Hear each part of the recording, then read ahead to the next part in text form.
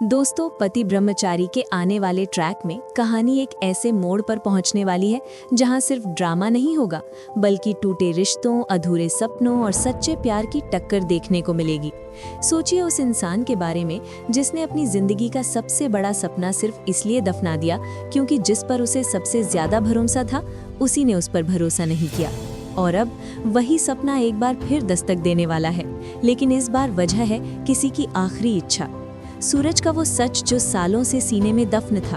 अब तक आपने सूरज को एक सख्त गुस्सैल और खुद को गुंडा कहने वाला इंसान बनते देखा है, लेकिन सवाल ये है, क्या कोई इंसान जन्म से गुंडा होता है या हालात उसे ऐसा बना देते हैं? ईशा जी को ये बात हमेशा खटकती रही। वो जानना चाहती थी कि आखिर सूरज ने ब्रह्मचारी रहने का व्रत क्यों लिया, क्यों उसने अपनी जिंदगी को सजा बना लिया। और अब वो पल आ ही जाता है, एक शांत सी रात जब बाहर शोर नहीं लेकिन सूरज के अंदर सालों का तूफान चल रहा होता है। ईशा जी चुपचाप उसके सामने बैठी होती हैं, ना सवाल ना जिद, बस इंतजार। और फिर सूरज टूट जाता है। पापा ने मुझ पर भरोसा नहीं किया। सूरज पहली बार अपनी जिंदगी का सबसे बड़ा सच बोलता है।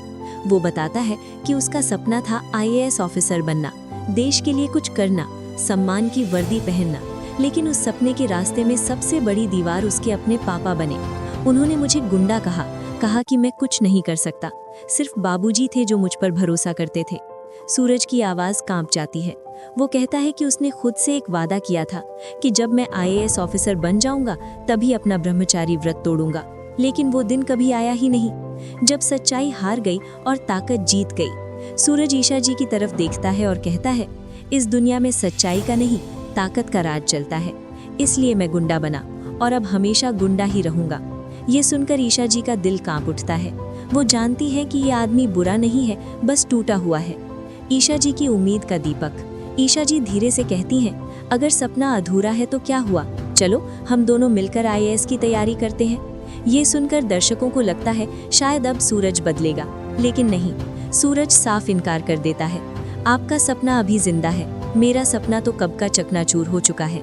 मैं अब दोबारा उस रास्ते पर चलने की हिम्मत नहीं रखता। यहाँ कहानी एक बार फिर ठहर जाती है, वो खबर जो सब कुछ बदल देगी। लेकिन दोस्तों, असली ट्विस्ट तो अब शुरू होता है। सूरज को पता चलता है कि उसके पापा अब ज्यादा दिनों के मेहमान नहीं हैं और उनकी आखिरी इच्छा सिर्फ एक है, मरने से पहले अपने बेटे को IAS ऑफिसर बनते देखना। ये सुनकर सूरज की दुनिया हिल जाती है। जिस इंसान से वो जिंदगी भर नाराज रहा, आज उसी की आखिरी ख्वाहिश उसके कंधों पर आ जाती है, एक बेटे का फैसला। अब सूरज के सामने दो रास्ते होते हैं, पहला अपने टूटे हुए सपने से भाग जाना, दूसरा दर्द के बावजूद उठ खड़ा होना। और यही सूरज फैसला करता है, वो अपने पापा की आखिरी इच्छा पूरी करेगा, चाहे इसके लिए उसे खुद को पूरी तरह बदलना क्यों ना पड़े। दिन रात की मेहनत और बदला हुआ सूरज। अब आप सूरज को एक नए अवतार में देखेंगे। सुबह की ठंडी हवा में किताबें, रात की खामोशी में नोट्स, गुस्से की जगह फोकस, हथियारों की जगह पेन। ईशा जी चुपचाप उसकी ताकत बनकर खड़ी रहती हैं। धीरे धीरे सूरज खुद को फिर से पहचानने लगता है।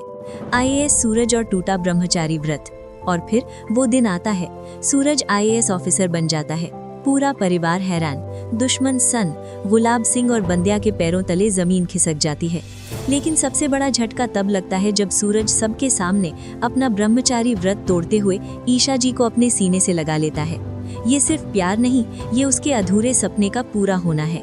अब सवाल आपसे, दोस्तों, क्या सूरज सच में IAS ऑफिसर बन पाएगा? क्या उसके पापा उसकी कामयाबी देख पाएंगे? और क्या ईशा जी का प्यार उसकी जिंदगी को पूरी तरह बदल देगा?